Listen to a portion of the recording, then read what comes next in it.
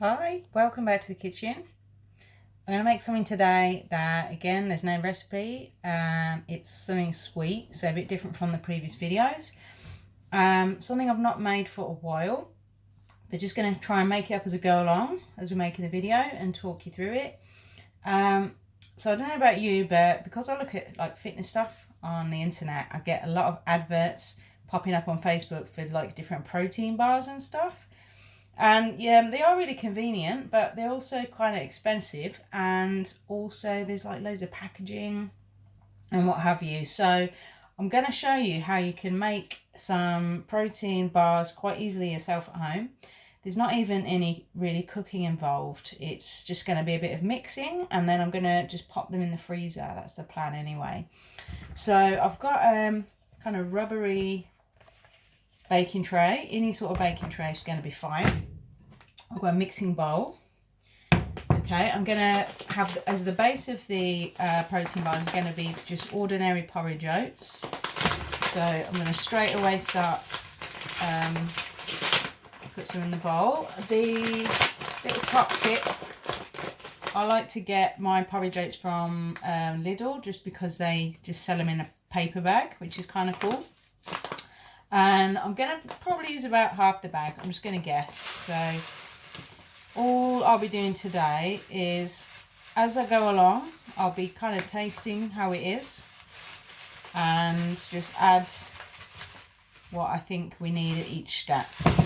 So that's a little bit more about. So that's probably more like between a quarter and a third of a bag, to be honest. I get a little bit more. If there's extra, I'm just going to have some sitting in the fridge. Right, so we've got the oats. We're going to just do all the dry ingredients first. So next thing I'm going to put in is some protein powder. Completely optional, but I'm having this as like a post-training snack. So what I like to do, I don't spend a lot on protein powder. It's not something that's essential by any means, but I like to just get cheap unflavoured protein powder. I get pea, rice, soy, and then I'll just combine them together, so you've got then like good nutritional profile of the different types of plant protein. So a normal protein bar might have about 10 to 12, 15 grams of protein each. So I've put, say, 4 scoops so far. I'm probably going to make about 8 to 10 protein bars, so I'll go a few extra scoops. It's going to make it pretty dry. Okay, there is 6 scoops. That's, I think, going to be plenty, because each of these scoops is going to be around 20 grams. All right, so straight away mix that through. Okay, so the flavour today, you can flavour these however you want, because it's up to you. You can have raisins in there, you can have chocolate chips in there, vanilla essence. I am gonna make them lemon and lavender flavour. Now it sounds crazy, but first thing, a friend of mine had some lemon and lavender jam, which was actually delicious. That's the first time I tried that flavour combination. And then my mum also made some lemon and lavender biscuits, which were really good. So believe me, trust me, it is quite a nice taste combination. So I have just an ordinary lemon, which I've grated the skin of, and this is how you get the lemon zest. That's where all the oil is, in the skin. And then I've also squeezed out the juice from this one lemon. And it would be absolutely fine to just use some lemon juice from the shops if you didn't want to go to the effort of actually breaking down a whole fresh lemon. But it is nice if you can do that. So the zest is going in for flavour. I've got the juice here. Now I know I said I'll do the dry ingredients first, but I'm just going to chuck it in so we know how it's tasting as we go along. There's all the juice going in there just now. Right, and then I've got some lavender seeds, which I got off my mum.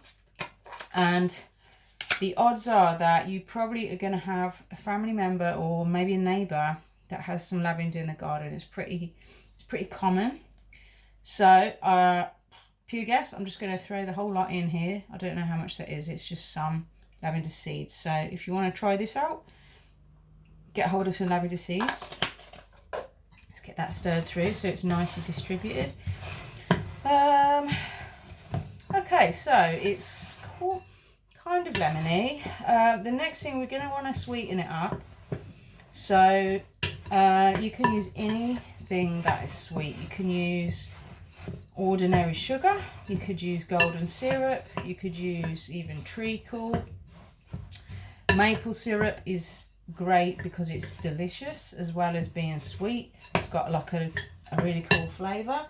I've actually got here some coconut sugar, which I just purely got because it was like on offer at the shop, not because it's magical or anything. It's just sugar. Sugar is sugar at the end of the day.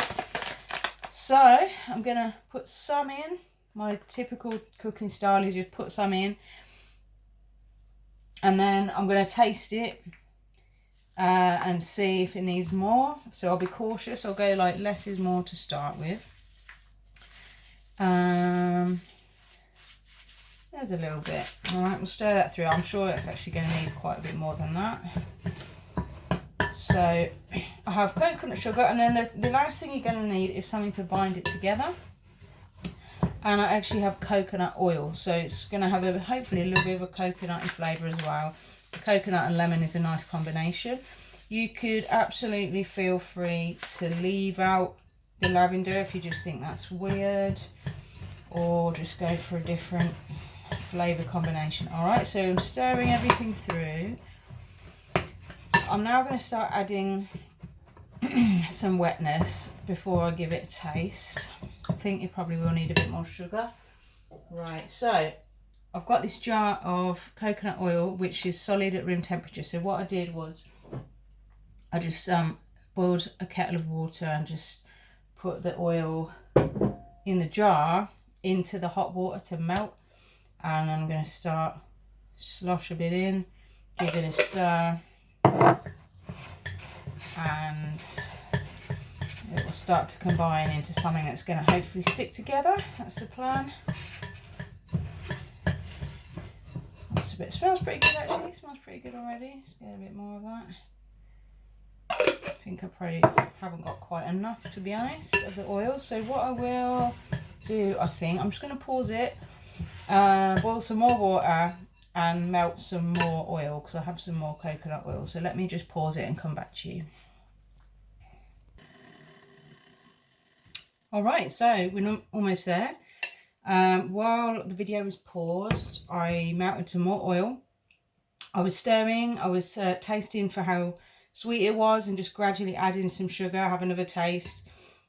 Just a little bit at a time because you can always add more, but then once it's in you can't take it out. So just as you go along, gradually. I've also put in just a few sesame seeds as well for a little bit of extra crunchiness, fibre, a little bit extra protein, without adding too much of a strong flavour.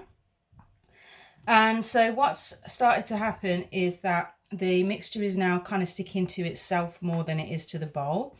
The taste is pretty good actually. I'm quite impressed. I've put in a little bit extra lemon juice just out of a bottle, and because I did go quite hard with the porridge oats, so if you're doing this amount you might want to think about using 2 lemons. So all that remains to be done now is to put it into the shape. So, and that is where we're going to leave it today, because although I've figured out how to press pause, I don't actually know how to edit things together yet. That's something that I still need to learn how to do on video. So you're just going to see me put it into this tray, and then I'm going to kind of score the shape of the bars, and what I'll do after that is just put it in the freezer. So no need to cook at all, and because the oil is solid at room temperature or below, then what I'm obviously hoping is that as it sets. Oh, it's a perfect amount. Look at that, actually. That's really good. Yeah. Great. So, yeah, it should bind it all together really well, I'm hoping. So let's just get it really pressed. I know you can't see any of this, can you? Hang on. There we go. There we go. Right, so I'm just pressing it really hard down into the tray. Oh, I'm quite pleased. Look quite good, you know. That's it. Get it all mushed together, kind of evenly. And I said at the start I was thinking 8 to 10 bars. Personally, I like to be quite generous with portion size on stuff like this, because I want to build some muscle. So let's see how that comes out. Oh, look at that, it's great. Okay, yeah, I'll just use this knife. So I'm going to go down the middle. Whoops. Down the middle. There we go. Whoa. And yeah, I'm going to make 8. So I'll just then go into 4s.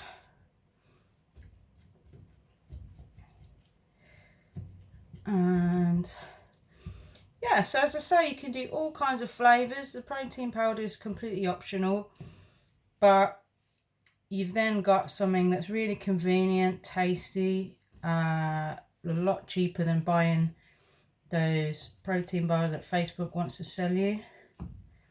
There we go. And yeah, really filling. I did make some of these, some kind of white chocolate flavoured ones with some protein powder once. I gave some to